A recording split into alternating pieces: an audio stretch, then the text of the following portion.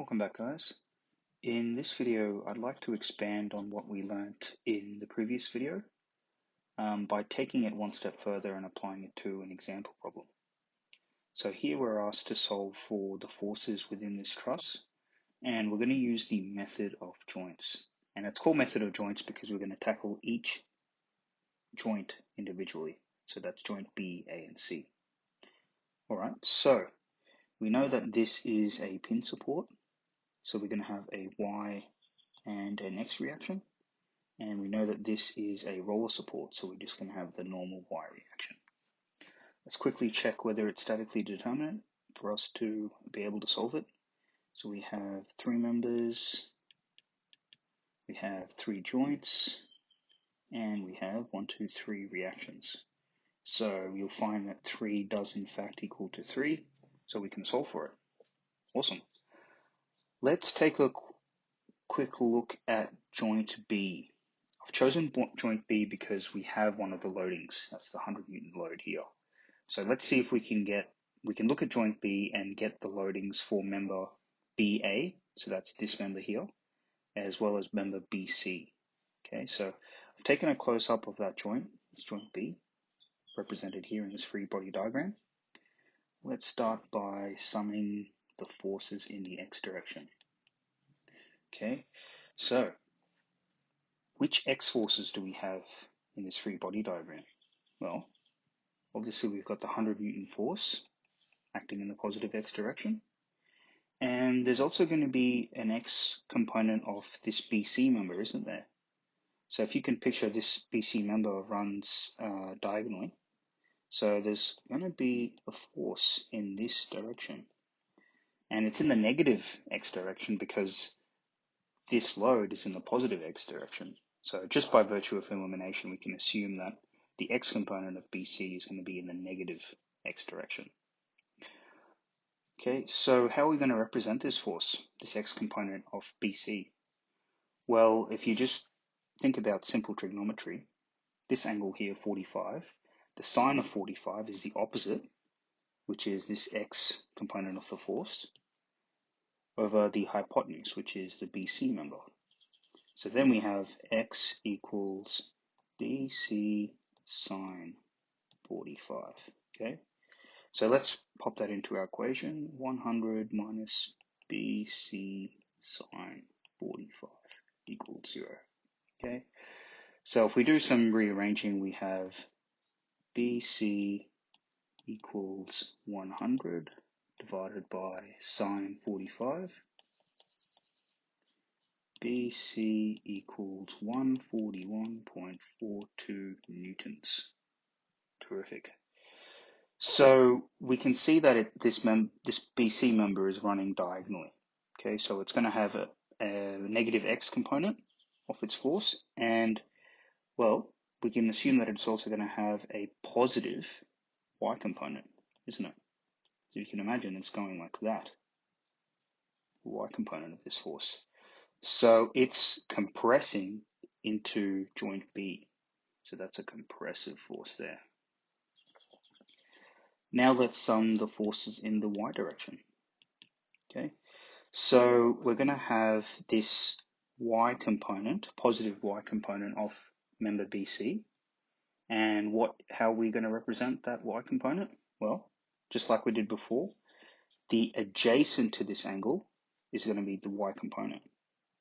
And the hypotenuse is going to be BC, right? Which we just figured out was 141.42. Okay, so that means Y is equal to 141.42 cos 45. Awesome. So 141.42 cos 45. And the only other, I guess, vertical member is BA, isn't it? There's no other member that could take a vertical load. So we have to assume, through process of elimination, that this is going to be a negative component. Okay, because the Y component of BC is running up, so that means BA must be going down, like that. Equals to 0, so if we do some algebra, we have BA equals 100 newtons. Okay, so unlike BC, which was going into the joint, right, into the joint, this one's moving away from the joint. So that's going to be in tension. Okay, BA we have in tension. So now we have BC and BA member forces. Let's go back and label that in our diagram. So this is B, this one here is BC equals 141.42 newtons. We know that's in compression. Okay, so that's acting into the member. I'm just going to represent that with some arrows. And then this one here, BA, that's 100 newtons, and that's moving away from the member. I'm going to represent it like that. Tension. Okay, so it's going to be moving into, the member is the same. So for BC, it's going to move into the joint at B, like that. And it's also going to move into the joint at C, like that. Same goes for member BA. It's going to act away from the member, the joint at B, and away from the joint at A. Okay. So if a member is in tension, the entire member is in tension. If the member is in compression, the entire member is in compression. Okay, so let's now do, let's look at joint C. Okay, so joint C, we have this member here, BC, which we have. So we need to know what CA is. Okay, so I've done another free body diagram over here. That's C, that's CA. So we know that this was a compression member like that, and we know that this equals 141.42 newtons. Okay, so some of the forces in the X. We have the X component of this force, of this CB force. Okay, and how we're going to calculate that. So cos 45 is this adjacent X, and this hypotenuse, which we just calculated, 141.42, X equals 141.42 cos 45. Okay. So now this is running in the positive, this is the positive direction, X direction, isn't it? So we'll put that in as positive. 141.42 cos 45. And process of elimination, if that's running in the positive direction, the only other member that has an X component will be the CA, and that will be running in the negative direction, equal 0. Okay, so CA will equal to 141.42 cos 45, and that is also 100 newtons. Okay, acting away from joint C, tension. Now let's calculate. We don't have to, but let's just calculate the roller support, the normal CY force. Sum of the forces in the Y equals 0, equals the X component of this force of CB. So that's going to run down like that. Sorry, the Y component of CB. So that will be this opposite angle, won't it? Opposite Y, hypotenuse is 141.42. Y equals 141.42 sine 45.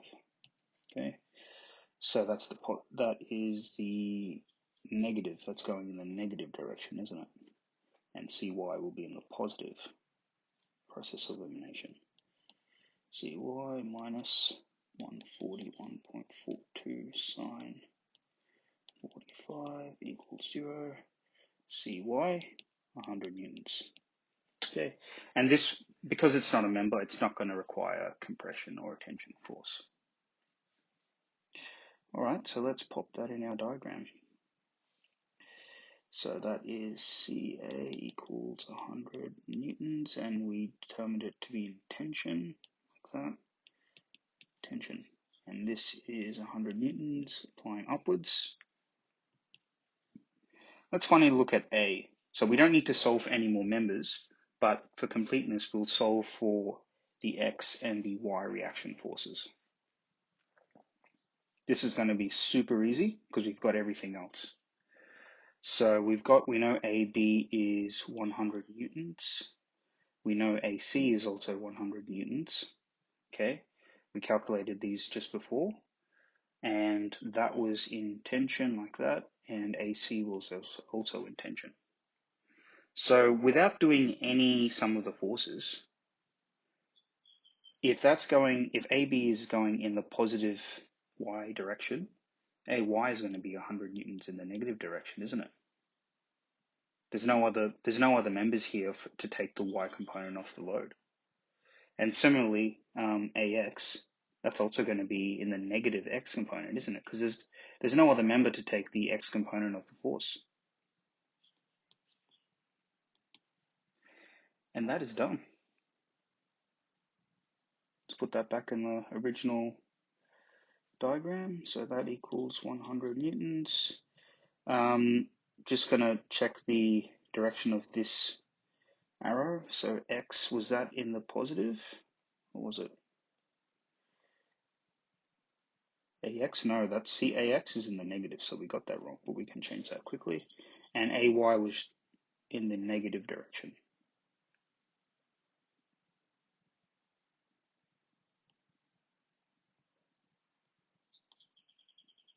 So that's going to go like that, negative, and Y is correct. Okay, I know it's a bit of a mess here, but I hope it made sense. Thanks, guys.